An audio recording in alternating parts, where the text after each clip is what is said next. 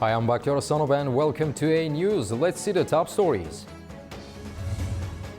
Pakistan and India have agreed to a ceasefire with immediate effect in US-mediated talks. Ukraine and European leaders have agreed on an unconditional 30-day ceasefire starting May 12th, backed by the United States. Moscow dismisses the Western initiative yet. United States and China begin high-stakes trade talks in Geneva.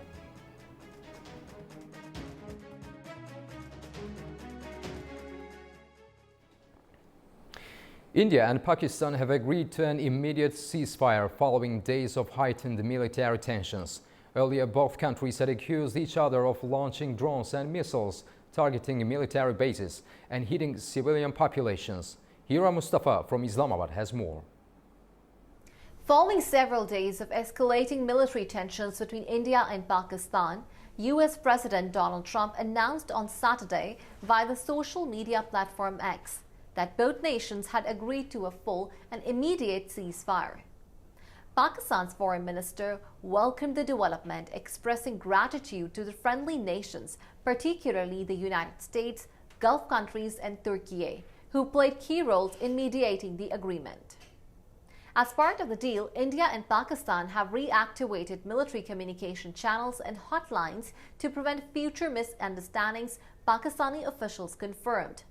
The current escalation began when India launched missile strikes into Pakistan-administered Kashmir and Punjab province. Claiming to target terrorist camps, Pakistan denied the presence of such camps and accused India of intentionally striking civilian areas. Tensions escalated further when both sides accused the other of targeting military bases, key defense installments, and civilian areas. Pakistani officials condemned the strikes and vowed a forceful response. India called Pakistan's strikes a provocation and said its forces would hit back in equal measure. In retaliation, Pakistan initiated a large-scale military operation targeting Indian air bases on Saturday. The speed and scale of the escalation alarmed the global community, with fears mounting over the potential for nuclear conflict. The ceasefire, brokered through urgent diplomatic efforts, has been widely welcomed by international experts, who emphasize the need for sustained peace between the two nuclear-armed neighbors. Analysts warn that renewed hostilities could have devastating regional and global consequences. Hira Mustafa for A News in Islamabad. India and Pakistan's newly declared ceasefire continues to hold following a week of cross-border strikes that left dozens dead. As diplomatic reactions mount, both nations have signaled cautious optimism while maintaining strong postures of military readiness. Pakistan has reopened its airspace to all civilian and commercial aircraft, easing regional flight disruptions that had affected thousands over the past few days as a direct result of the ceasefire agreement. International reactions to the breakthrough have been swift. The UN Secretary-General says a ceasefire agreed between India and Pakistan is a positive step toward ending current hostilities and easing tensions. UK Foreign Secretary David Lammy described the ceasefire as hugely welcome in a post on social media. Pakistan's Foreign Minister Ishaq Dar has spoken with his Chinese counterpart, Wang Yi, who reaffirmed China's unwavering support. The United States played a key role in brokering the truce. President Donald Trump announced the agreement early Saturday, following 2 days of intensive closed-door negotiations led by US officials, including Secretary of State Marco Rubio and US Vice President J.D. Vance. The ceasefire follows a significant escalation between the nuclear-armed neighbors. Over the past week, missile strikes, drone incursions, and artillery fire killed at least 48 people and injured dozens more, the majority on the Pakistani side of the line of control. In recent days, Pakistan launched Operation Bunyan-un-Mahsus, targeting Indian military installations in retaliation for India's Operation Sindoor, carried out on May 6th. Islamabad claims the Indian strikes killed 33 civilians inside Pakistani territory. With global powers now actively invested in the peace effort, attention turns to whether this fragile calm can translate into sustained diplomatic progress. Previously, I spoke to Dr. Yusuf Bahadur Keskin, director of the Social and Strategic Research Center at Amasya University in Turkey, about the US-brokered ceasefire that brought a sudden end to the deadly clashes between India and Pakistan. He offered his perspective on whether this move signals a one of diplomatic success for Washington or the potential return of a more active American role in South Asia's security architecture.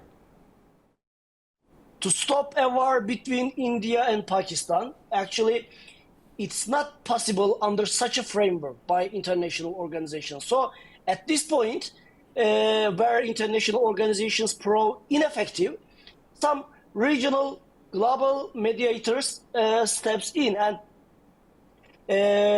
also, as I said before, we observe this in many issues.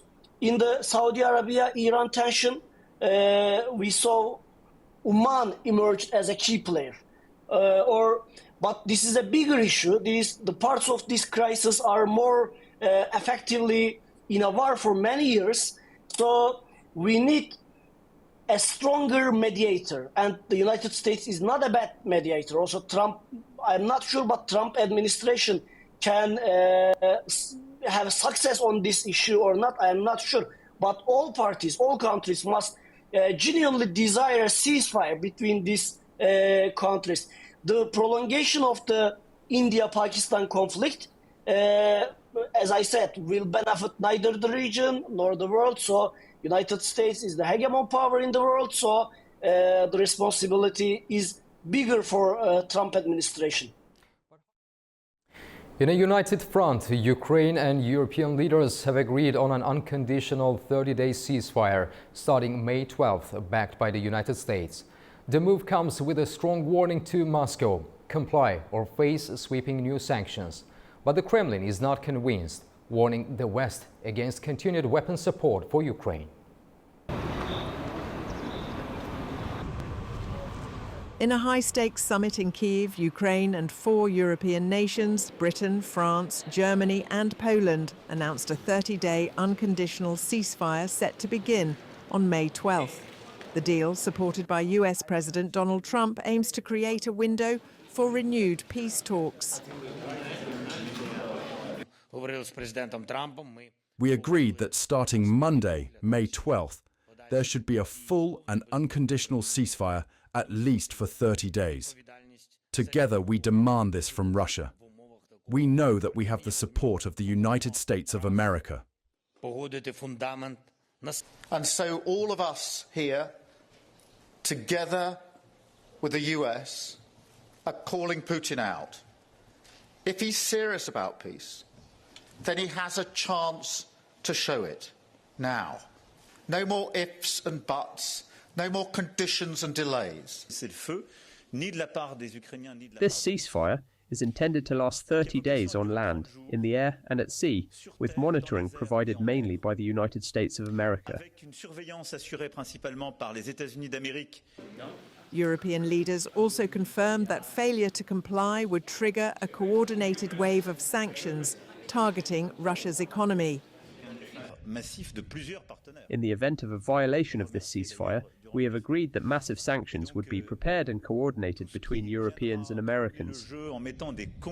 Zelensky stressed that Ukraine remains realistic about the risks. We have no illusions that the ceasefire will be breached. There will be breaches. Moscow, however, has dismissed the Western initiative. Kremlin spokesperson Dmitry Peskov accused European nations of issuing conflicting and confrontational statements. We hear a lot of contradictory statements from Europe. They are generally confrontational in nature, rather than aimed at trying to revive our relations. Peskov reaffirmed that President Putin is open to dialogue, but insisted that any ceasefire must include a halt to Western military aid. Western military assistance for Ukraine would have to stop. Otherwise, it will be an advantage for Ukraine. He warned that Kyiv may use the 30-day pause to regroup and rearm, undermining any potential progress. Meanwhile, the US Embassy in Kyiv has warned of a possible Russian airstrike in the coming days, urging American citizens to stay alert. So what is at stake? Can this ceasefire hold? To discuss this, I'm joined by Julia O'Connell, a political commentator based in New York and a keen observer of Euro-Atlantic relations. Julia, thank you for joining us. It's great to have you on the program. Thank you for inviting. Julia, what does this coalition of the willing gathering in Kyiv signal about Western unity at this stage of the war? Well, we see that on a May. Let me actually start from the May 9th, where we see the parade first in Moscow, and 29 countries coming to see and witness this parade. And we are not surprised to see there are North Korea, China, or Belarus leaders, but it was actually disappointing to see, for example, Brazilian leader who was turning his blind eye on the war crimes committed by Russia and President Putin. So while the rest of the world is commemorating and honoring the millions of people who died during World War II, Putin puts out the parade showing how he can threaten the rest of the world and repeat, and as Russia propaganda loves to say, we can repeat, as if they want to repeat millions of people death. So that was, one comment I really wanted to make, and to add it that the irony is that the Ukraine was the pivotal, was the country that defeated fascism in the whole country. We had 4 Ukrainian fronts, military fronts during World War II. So Putin, having these people showing his military, rewriting the history. And again, following that, on the May 10th, coming the coalition of the willing with Germany Prime Minister, with President Macron, with Merz as a chancellor, a German chancellor, Donald Tusk was there. So that really shows that in that coalition includes 31 countries, including Turkey, by the way. So that actually shows that the world is changing extremely fast and dividing very fast. And so the countries that came to support Ukraine, they're still they're trying to save international order the way we know, the rule of law the way we know. The countries that came to at the parade, and I hope that country like Brazil is not joining that craziness that military is going to be, and the will of and the force is going to be decisive power of the future. So that what we see right now, very, very clear and distinctive kind of separation, and it's very dangerous one. And the Russia is uniting many countries that were part of the Soviet Union. So we are not in a good place, and Ukraine have not been for the past 3 years, but the world is now in a much worse place because we didn't stop Putin 3 years ago. Julia, the UK and France have taken the lead in this process. How significant is their joint initiative in contrast to Germany's more cautious approach?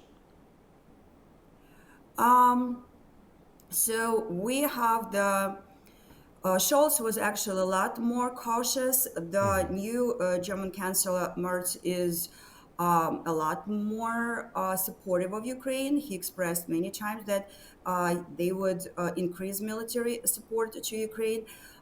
He did not say that they would, just like British or France would give Ukraine peaceful troops boots on the ground.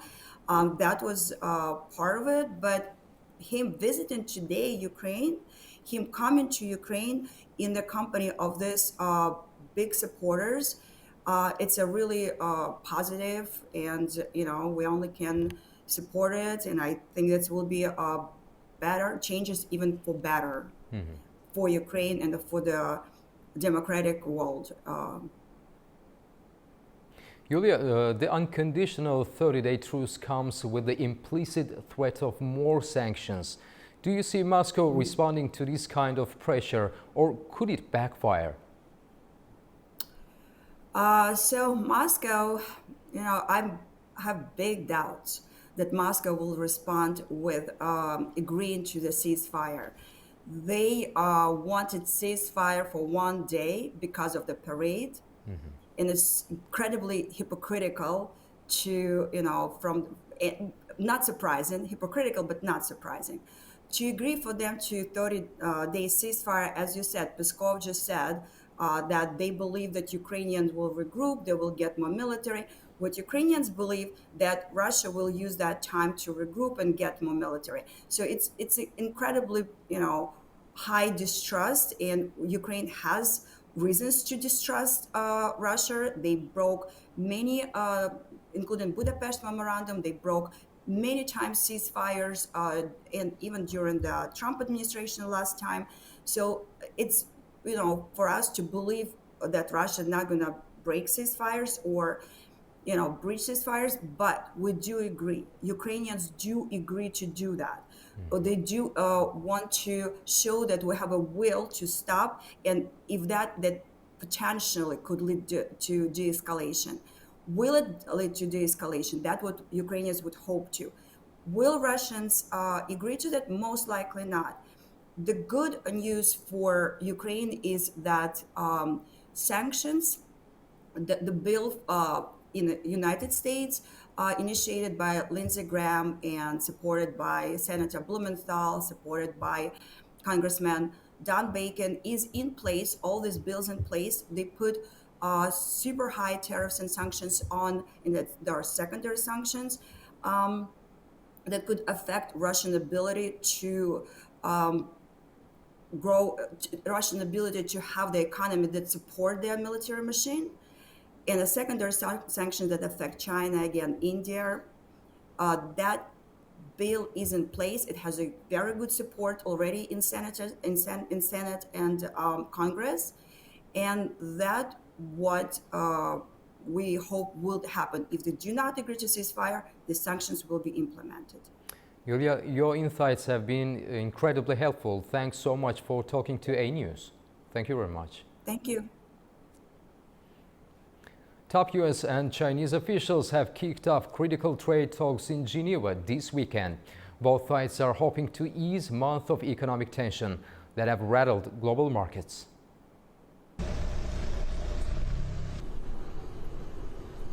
The long-anticipated US-China trade talks are underway in Geneva, marking a tentative step toward easing the ongoing tariff war. US Treasury Secretary Scott Bessent and Chief Trade Negotiator Jameson Greer met with China's Vice Premier He Lifeng on Saturday morning after weeks of escalating duties that have disrupted global supply chains. President Trump recently suggested an 80% tariff on Chinese imports, down from the current 145%, as a possible compromise. While the talks were kept under tight security, police presence and motorcades hinted at their location in a quiet Geneva suburb. China also sent a top public security official, underscoring the significance of fentanyl concerns in the negotiations. Both countries remain firm, with Trump's team demanding concessions and China criticizing what it calls US bullying tactics. While expectations for a major breakthrough remain low, the fact that both sides are talking is seen as a small but positive sign.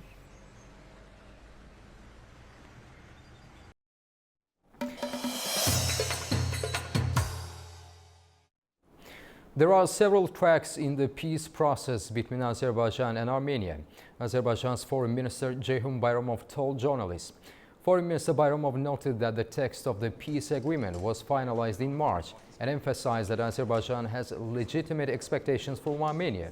These include the removal of territorial claims against Azerbaijan from the Armenian constitution and the formal dissolution of the Minsk group, which is no longer needed following the resolution of the conflict. He added that Azerbaijan is closely monitoring developments and that contacts are ongoing.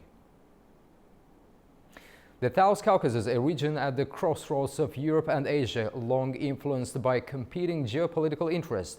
Under the previous administration, United States engagement with the South Caucasus was often seen as inconsistent, at times reactive and other times indifferent. Now, with the new administration, observers and policymakers alike are watching for signs of a more defined strategy. To help us unpack what lies ahead, we are joined by Vlad Olteanu, political analyst from Brussels, Belgium. Mr. Vlad, thank you very much for joining us on A News. My pleasure to be with you. How would you assess the strategic importance of the South Caucasus in current U.S. foreign policy calculations, especially compared to past administrations? I think that the current administration, which is actually number two in the way that we had a Trump administration one, is a bit different. Is a bit different in the way that you noticed before. So in terms of taking the world a bit by surprise with tariffs. But at the same time, I see a bit more looking at the regional problems in the world. So probably because also regional problems came to the forefront. You're mentioning just before the India-Pakistan case. So the regional problems do come to the forefront, which actually forces the United States administration to react in a much faster way than before. So how do you see the U.S. positioning itself vis-à-vis Russia and Turkey, both of which have entrenched interests and active roles in regional dynamics? So definitely Turkey is then a de facto very important partner of the United States and the NATO alliance. It is by many considerations probably the second force after the United States in NATO altogether. Definitely, it is in the European region a key partner to the United States and a partner which actually can deal effectively with many issues in the European area and definitely in the Caucasus area, where actually Turkey has a very long-standing foreign policy, not only with Azerbaijan, but I would say also with Georgia, I would say also more recently with Armenia as well. So actually it does very clearly have not only an interest, but also very clear roots in the region and very clear good track record in terms of working in the region. With Russia, I think the United States are taking their, or should take their, opportunities. So Russia, clearly, if we look at the conflict in Caucasus, Russia was not intervening in the case of Armenia on an security agreement that they had with Armenia. So I think it's a very interesting moment for the United States to look at the region and to work in a very close way and manner with Turkey, which is their NATO ally, in stabilizing the region. And that region is a key region, not only for the United States, but more globally. We have the interplay of European powers, United States powers, Turkey, and Iran in the same region. And I think it is very, very important to get that balance right. The United States, and I think many people in the administration do realize that, as do the European Union leaders. Mr. Olteanu, what practical steps should we watch for? Increased diplomatic presence, military cooperation, and economic agreements that would indicate the U.S. is seriously re-engaging in the South Caucasus? I fully agree. So I think we should see a combination of what you just mentioned. We should clearly look at the economic arm, because the economic arm seems to be for the second Trump administration a key point. So I think that should be a first indicator. Economic engagement would be good news. But economic engagement can only work if security arrangements are in place and if, generally speaking, there is a space for security. If the space for security, for peace, for diplomacy is there, then economic can only strive. So in other words, economics can act very well, and they will clearly act in the interest of all parties for as long as there is security. Without security in the region, economics cannot strive long term. So I think first economic engagement, yes, but then clearly security engagement, probably in a very close partnership with Turkey. Vlad Olteanu, thank you very much for talking to A News. We appreciate your time. Thank you very much. Thank you. Iranian Foreign Minister Abbas Araghchi is visiting Saudi Arabia on Saturday to meet with high-ranking officials in Riyadh. He is later scheduled to visit Qatar to take part in the Iran-Arab World Dialogue Summit in Doha. Turaj Shiralilo reports from Tehran. Iran's Foreign Minister Abbas Araghchi is visiting Saudi Arabia on Saturday to meet with high-ranking officials in Riyadh, and later in the day is scheduled to visit Qatar to take part in the Iran-Arab World Dialogue Summit in Doha. His visits take place before the upcoming summit meeting between the Persian Gulf Arab leaders and U.S. President Donald Trump, scheduled for 14th of May in Saudi Arabia, and just one day ahead of the next Iran-U.S. talks, which is to convene on Sunday in Muscat, Oman. Last April, Defense Minister of Saudi Arabia, Prince Khalid bin Salman Al Saud, paid a landmark visit to Tehran and met senior Iranian officials.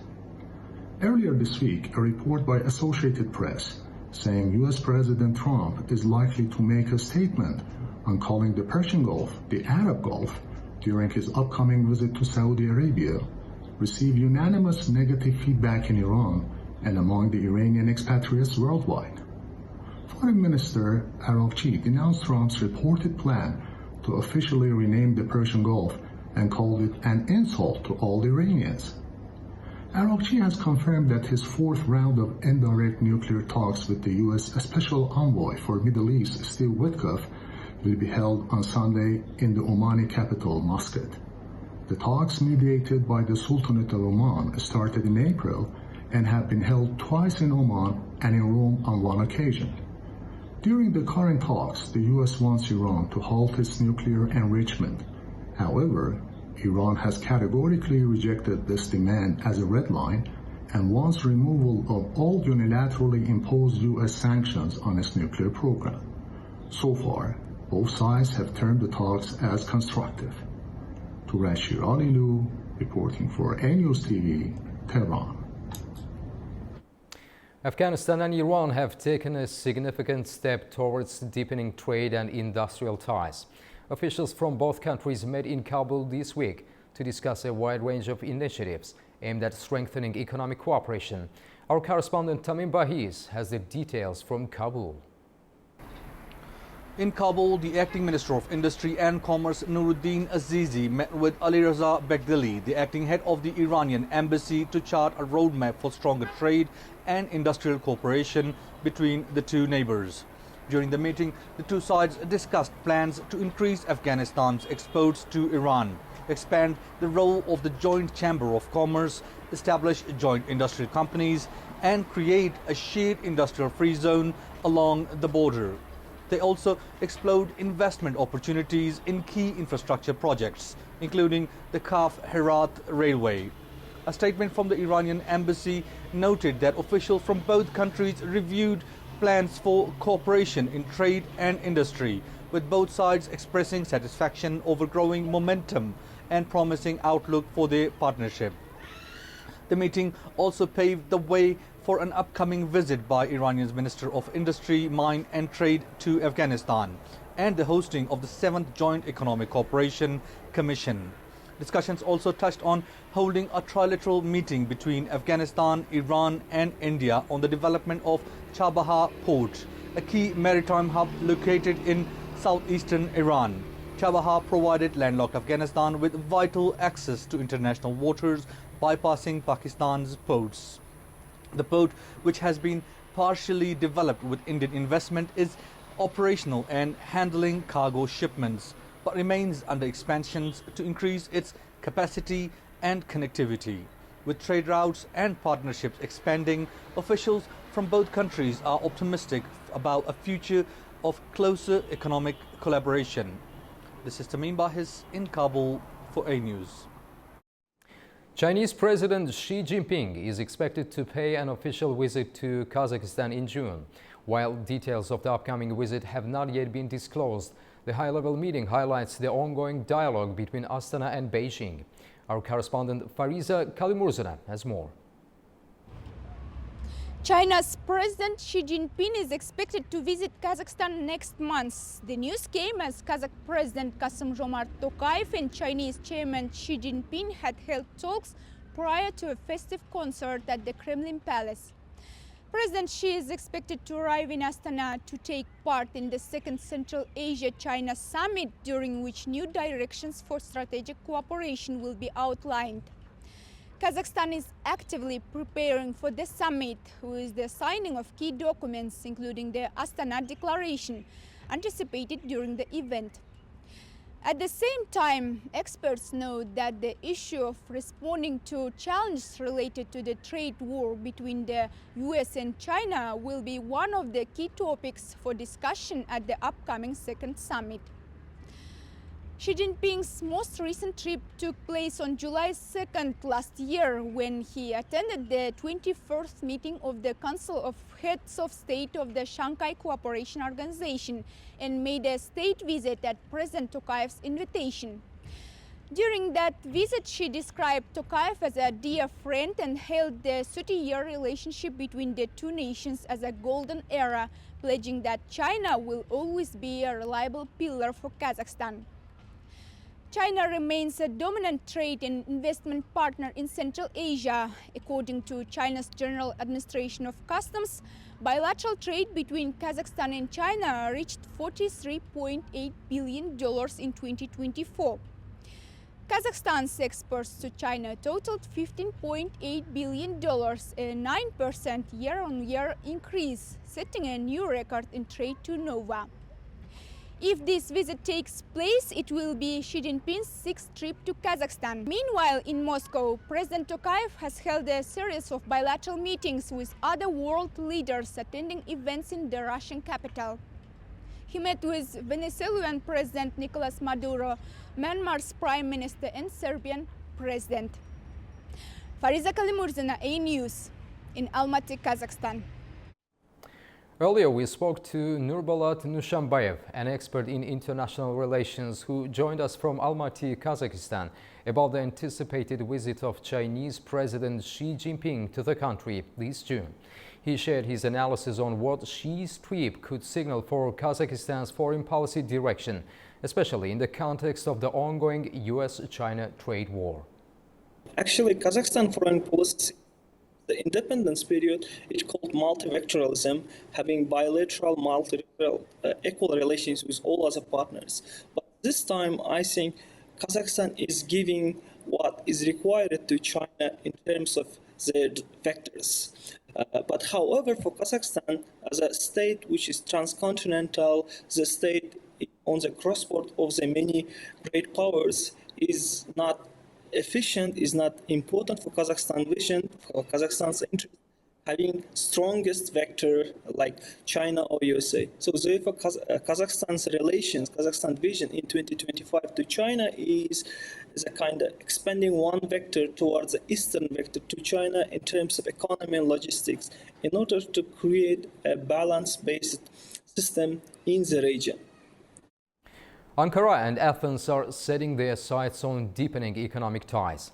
Turkish and Greek officials say they are committed to boosting bilateral trade to $10 billion as cooperation expands across multiple sectors. The announcement came at the Turkey-Greece Business Forum held in Istanbul.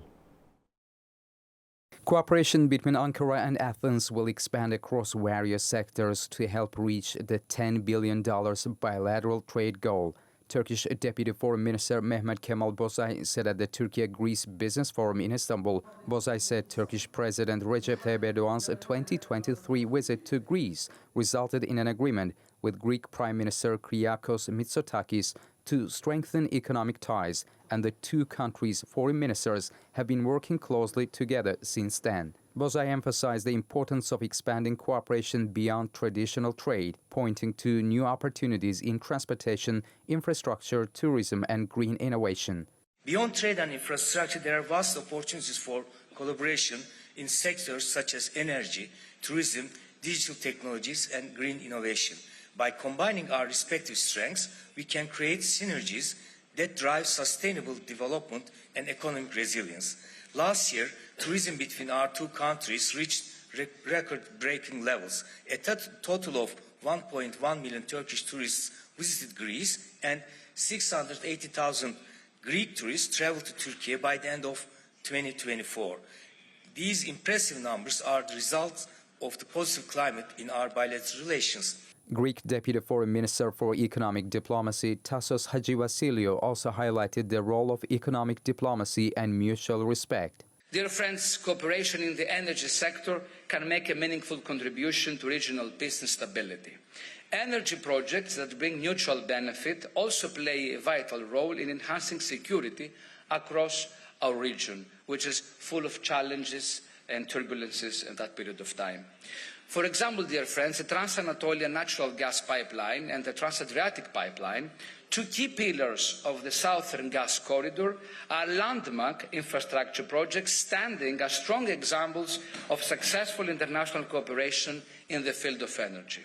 Both sides say the path forward depends on sincere dialogue and mutual benefit rooted in stability and international law. That's all we have for now from Baku. Stay tuned to A News for more updates.